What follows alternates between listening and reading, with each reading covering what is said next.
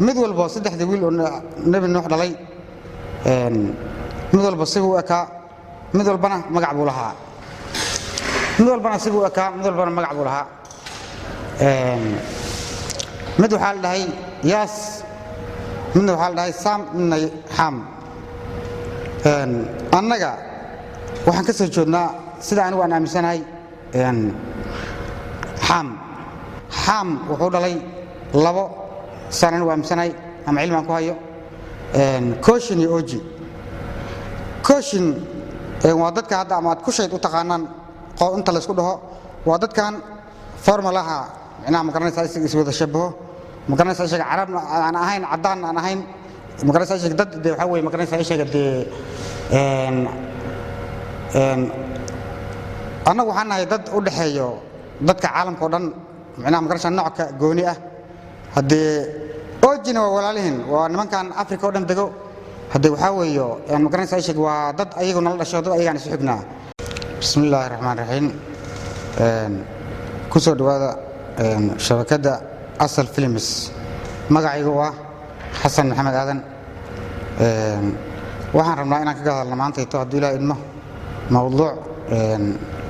gaar ah oo magaciisa la yidhaahdo asalka aadanaha iyo ummadda soomaaliyeed waxaan rabnaa hadduu ilaaha idmo bal waxaa jira wax fara badan oo waxaa weeye ummaddan soomaaliyeed isaga qaldan oo ku saabsan dadkan asal maxay ahaan jireen xaggeesa ka yimaadeen xaggey joogaan sayse ku imaadeen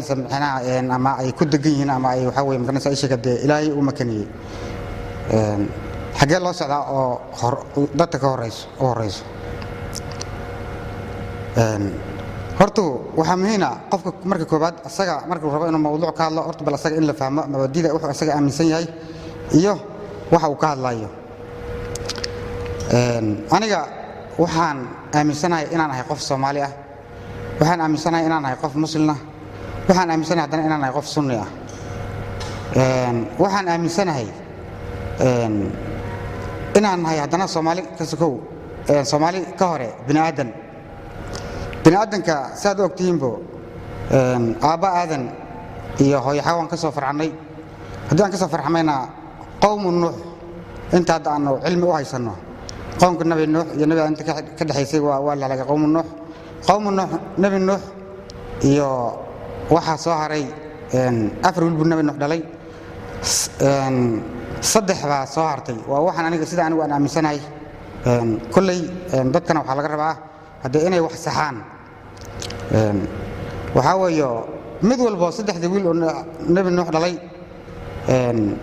mid walba si uu ekaa mid walbana magac buu lahaa mid walbana si uu ekaa mid walbana magac buu lahaa mid waxaa la dhahay yaas midna waxaa la dhahay sam midna ham annaga waxaan ka soo joodnaa sida anigu aan aaminsanahay ham yaas haddana saddexdii firkooda caalamkan wuu joogaa haddii daraasaad lagu sameeyo aad si aad u fiirsaan nin walba qof si uu ekaayo lagu sheegay inuu ekaa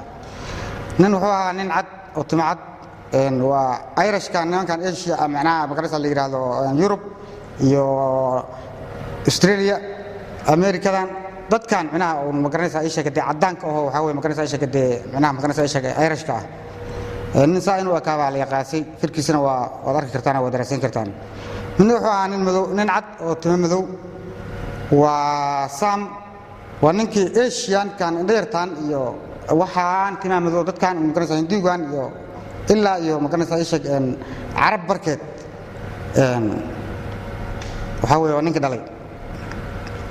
ninna waa ham marka labadan kaleeto annaga waxba nagama qoseeyaan de waxaa weye taariikhdooda iyo magaranaysaa ishag dee annagu meesha waxaa weye magaranaysaa ishag ay ku kala dambeeyeen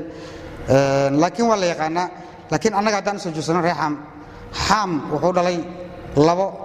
saan anigu aaminsanahay ama cilmi aan ku hayo koshin iyo oji koshin waa dadka hadda ama aad ku shayd u taqaanaan inta la isku dhaho waa dadkan formulaha macnaha magaranaysaa isaga is wada shabaho magaranaysaa isaga carab aan ahayn cadaan aan ahayn magaranaysaa isaga dad dee waxaa weye magaranaysaa isaga dee annagu waxaan nahay dad u dhaxeeyo dadka caalamka oo dhan macnaha magarasha nooc gooni ah haddii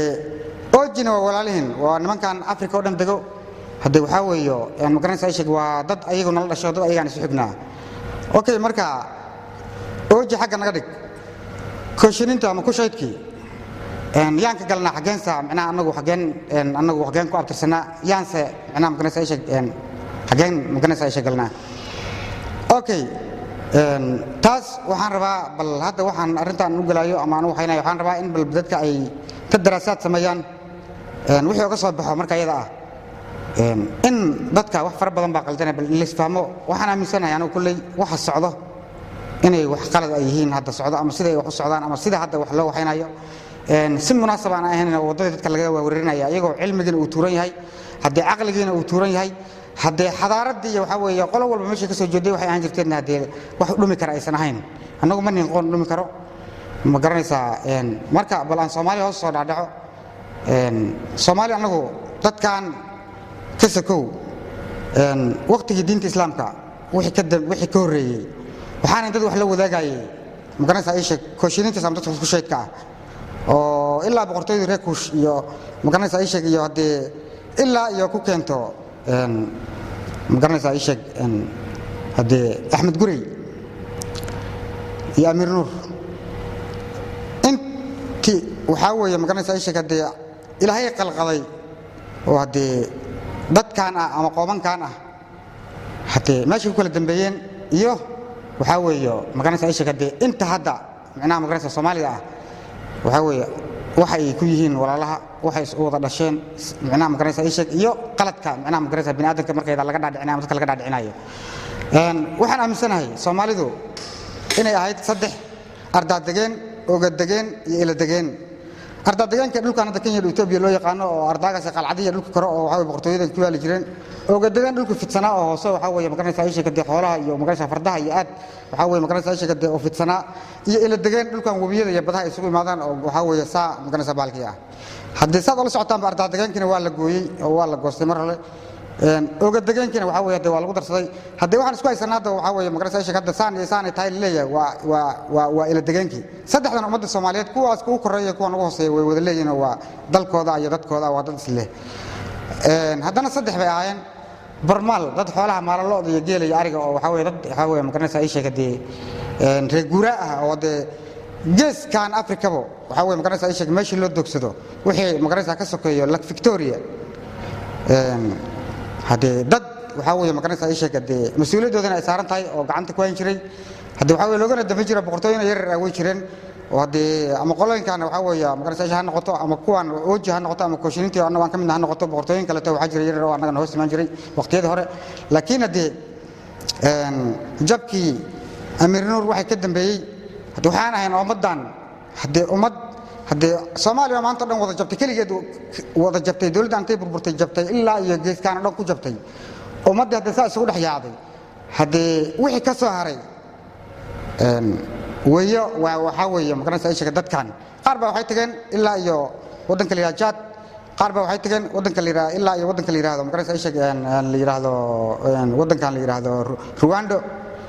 Tutsiga dadka loo taqaanaan waxay doontaba ha noqoto anigu waxaan aaminsanahay inaan nahay dad haddii Soomaalidu saddex inay ahayd haddana barmaal iyo biyamaal iyo xirfadmaal haddana ardaad degeenkii ooga degeenkii ila degeenkii dadka deganaa inay kala hayaan barmaal iyo biyamaal iyo xirfadmaal dadka ku dhaxeeyo haddii markii ay bateen oo intaas ay isku bateen bal la yiri intii mag qaadato magna bixiso bal aan ka dhigno wax la yiraahdo qolo haddii sidaas inaan waxa weeye haddii qoladii haddii kuwan waa qolada waa reer Xasan haddii Xasan qarni kadib dadkii maasaa wada dhalay qaladaadka meesha ka jiro